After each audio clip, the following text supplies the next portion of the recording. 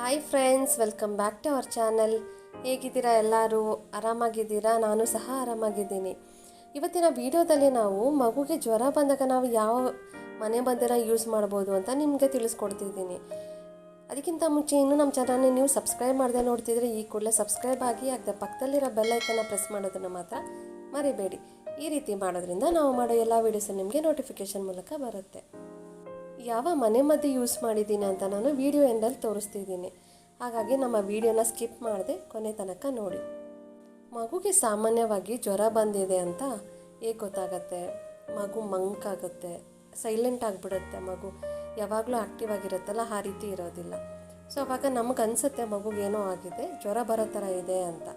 Suppose ಏನಾದ್ರು ಮಗುಗೆ ಜ್ವರ ಬರೋ ಥರ ಇದೆ ಅಂತ ನಿಮಗೇನಾದ್ರು ಅನಿಸಿದ್ರೆ ಫಸ್ಟು ನೀವು ಏನು ಮಾಡಬೇಕು ಅಂತಂತಂದರೆ, ನಾನೊಂದು ವಿಡಿಯೋ ಮಾಡಿದ್ದೀನಿ. ಒಂದು ಅರಿಶಿನ ಬಟ್ಟೆ ಯೂಸ್ ಮಾಡಿಕೊಂಡು ಅದರಲ್ಲಿ ಬೆಳ್ಳುಳ್ಳಿನ ಜಜ್ಜಿ ಮಗುಗೆ ಕಟ್ಟೋದ್ರಿಂದ ಜ್ವರ ಏನಾದ್ರು ಆಗಿದ್ರೆ, ಬ್ಯಾಕ್ಟೀರಿಯಾ ಇನ್ಫೆಕ್ಷನ್ ಏನಾಗಿದ್ರೂ ಸಹ ಸರಿ ಹೋಗುತ್ತೆ ಅಂತ ಒಂದು ವಿಡಿಯೋ ಮಾಡಿದ್ದೀನಿ. ಸಪೋಸ್ ನೀವೇನಾದ್ರು ನೋಡಿಲ್ಲ ಅಂತಂದರೆ ಲಿಂಕ್ನ ನಾನು ಡಿಸ್ಕ್ರಿಪ್ಷನಲ್ಲಿ ಕೊಟ್ಟಿರ್ತೀನಿ, ದಯವಿಟ್ಟು ವಾಚ್ ಮಾಡಿ. ಸಾಮಾನ್ಯವಾಗಿ ಗ್ರಾಮೀಣ ಭಾಗದಲ್ಲೆಲ್ಲನೂ ದೊಡ್ಡವ್ರು ಹೇಳ್ತಿರ್ತಾರೆ ನೋಡಿ. ಸಪೋಸ್ ಏನಾದ್ರು ಮಕ್ಕಳೇನಾದ್ರು ಆಮಟೆ ಕಚ್ತಿದ್ರೆ ಅಂತಂದರೆ, ತುಟಿ ಕಚ್ತಿದ್ರೆ ಹೇಳ್ತಿರ್ತಾರೆ, ಜ್ವರ ಬರುತ್ತೆ, ಆ ಥರ ಕಚ್ಚಬೇಡ, ಬಾಯಿ ತೆಗಿ ಅಂತಾರ, ಕಚ್ಚಬೇಡ ಅಂತ ಹೇಳ್ತಿರ್ತಾರೆ. ಇದೆಲ್ಲ ಸೈನ್, ಜ್ವರ ಬರೋ ರೀತಿಗೆ ಅವ್ರು ಕಂಡುಕೊಂಡಿರೋ ಒಂದು ಮಾರ್ಗ ಅಂತಲೇ ಹೇಳಬಹುದು. ಸೊ ಇದಿಷ್ಟು ಜ್ವರ ಬರೋದಕ್ಕೆ ಸೈನ್ಸ್. ಇವಾಗ ನೆಕ್ಸ್ಟು ನಾವು ಜ್ವರ ಬಂದಮೇಲೆ ನಾವು ಯಾವ ರೀತಿ ಕೇರ್ ಮಾಡಬೇಕು ಮಗುನ ಅಂತಂದರೆ, ಫಸ್ಟು ನಾವು ತಣ್ಣೀರು ಬಟ್ಟೆ ಹಾಕಬೇಕಾಗುತ್ತೆ ಮಗುಗೆ. ಜ್ವರ ಬಂದಿದೆ ಅಂತ ಗೊತ್ತಾದಮೇಲೆ ನೀವು ಮಗುಗೆ ತಣ್ಣೀರು ಬಟ್ಟೆನ ಹಾಕಬೇಕಾಗತ್ತೆ. ಈ ರೀತಿ ಹಾಕೋದ್ರಿಂದ ಏನಾಗುತ್ತೆ, ಬಾಡಿ ಟೆಂಪರೇಚರ್ ಇಳಿಯುತ್ತೆ, ಜ್ವರನೂ ಸಹ ಕಮ್ಮಿ ಆಗುತ್ತೆ. ಸಪೋಸ್ ಏನಾದ್ರು ಮಗುಗೆ ತಲೆ ಬಿಸಿ ಇದೆ ಅನ್ನೋ ಟೈಮಲ್ಲಿ ಏನು ಮಾಡಬೇಕು ಅಂತಂದರೆ, ಒಂದು ಬಜೆನ ನಾವು ಒಂದು ಕಲ್ಲ ಮೇಲೆ ನೀರು ಸಹಾಯದಿಂದ ಯೂಸ್ ಮಾಡಿ ತೆಗೆದುಬಿಟ್ಟು ಮಗು ಹಣೆಗೆ ಹಚ್ಚಬೇಕಾಗತ್ತೆ. ಈ ರೀತಿ ಮಾಡೋದ್ರಿಂದನೂ ಸಹ ತಲೆ ಬಿಸಿ ಕಮ್ಮಿ ಆಗುತ್ತೆ. ಸಪೋಸ್ ಏನಾದ್ರು ಮಗುಗೆ ತಲೆ ಭಾರ ಅನಿಸ್ತಿದ್ರೆ, ತಲೆನೋವು ಏನಾದ್ರು ತಲೆ ಮುಟ್ಕೋತಾ ಇರುತ್ತೆ ನೋಡಿ ಮಕ್ಕಳು, ಅಂಥ ಟೈಮಲ್ಲಿ ನೀವು ಬಜೆನ ಈ ರೀತಿ ತೆಗೆದುಬಿಟ್ಟು ಹಣೆಗೆ ಹಚ್ಚೋದ್ರಿಂದನೂ ಸಹ ಇವೆಲ್ಲ ಪ್ರಾಬ್ಲಮ್ಸು ಕ್ಯೂರ್ ಆಗುತ್ತೆ. ಇನ್ನು ಏನು ಮಾಡ್ಬೋದು ಅಂತಂದರೆ, ಮಗುಗೆ ವೀಳ್ಯದೆಲೆ ಇರುತ್ತೆ ನೋಡಿ, ಅದಕ್ಕೆ ಸ್ವಲ್ಪ ಕೊಬ್ಬರಿ ಎಣ್ಣೆ ಅಥವಾ ಹರಳೆಣ್ಣೆನ ಹಚ್ಚಿಬಿಟ್ಟು ಸ್ವಲ್ಪ ಬಿಸಿ ಮಾಡಿಬಿಟ್ಟು ತಲೆ ನತ್ತಿ ಮೇಲೆ ಅಥವಾ ಹೊಟ್ಟೆಗೆ ಹಾಕೋದ್ರಿಂದನೂ ಸಹ ತಲೆ ಬಿಸಿ ಕಮ್ಮಿ ಆಗುತ್ತೆ. ಸಪೋಸ್ ಏನಾದ್ರು ಹೀಟ್ ಆಗಿದ್ದರೆ ಎಲ್ಲನೂ ಕಮ್ಮಿ ಆಗ್ತಾ ಬರುತ್ತೆ. ಇವಾಗ ನಾನು ತಿಳಿಸ್ಕೊಡ್ತಿರೋ ಒಂದು ಮನೆಮದ್ದನ್ನ ನಾನು ನನ್ನ ಮಗನಿಗೆ ಟ್ರೈ ಮಾಡಿ ರಿಸಲ್ಟ್ ಬಂದಿರೋದ್ರಿಂದ ನಿಮ್ಮ ಜೊತೆ ಶೇರ್ ಮಾಡ್ತಿದ್ದೀನಿ.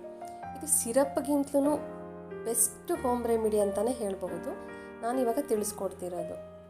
ಸೊ ಇವಾಗ ನಾವು ಮನೆಮದ್ದು ಯಾವ ರೀತಿ ಮಾಡೋದು, ಅದಕ್ಕೆಲ್ಲ ನಾನು ಏನೇನು ಯೂಸ್ ಮಾಡಿದ್ದೀನಿ ಅಂತ ಇವಾಗ ತಿಳ್ಕೊಳ್ಳೋಣ.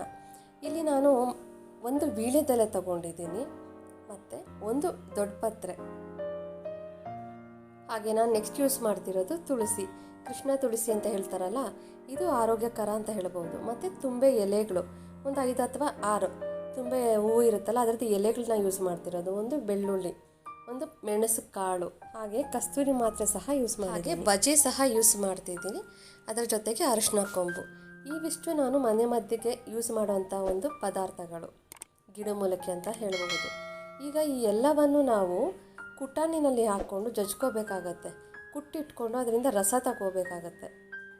ಬಜೆ ಮತ್ತು ಅರಿಶಿನ ಕೊಂಬು ಬಿಟ್ಟು ನಾನು ಇನ್ನೆಲ್ಲವನ್ನು ನಾನು ಕುಟ್ಕೋತಾ ಇರೋದು, ಕುಟ್ಟಿಟ್ಕೊಂಡು ಅದರಿಂದ ರಸ ತಗೋತಿದ್ದೀನಿ.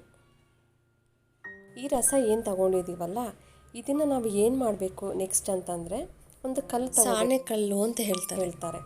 ಈ ಕಲ್ಲನ್ನ ನೀಟಾಗಿ ತೊಳೆದಿಟ್ಕೊಂಡು ಅದಕ್ಕೆ ನಾವು ಆ ರಸ ಏನು ಇಟ್ಕೊಂಡಿರ್ತೀವಲ್ಲ, ನಾವು ತೊಗೊಂಡಿರ್ತೀವಲ್ಲ, ಎಕ್ಸ್ಟ್ರಾಕ್ಟ್ ಮಾಡಿ ಇಟ್ಕೊಂಡಿರ್ತೀವಲ್ಲ, ಆ ರಸನ ಹಾಕಿ ಬಜೆನ ಒಂದ್ಸರಿ ಮತ್ತು ಅರಿಶಿನ ಕೊಂಬನ್ನ ಒಂದ್ಸರಿ ನೀವು ಸುತ್ತಬೇಕಾಗತ್ತೆ.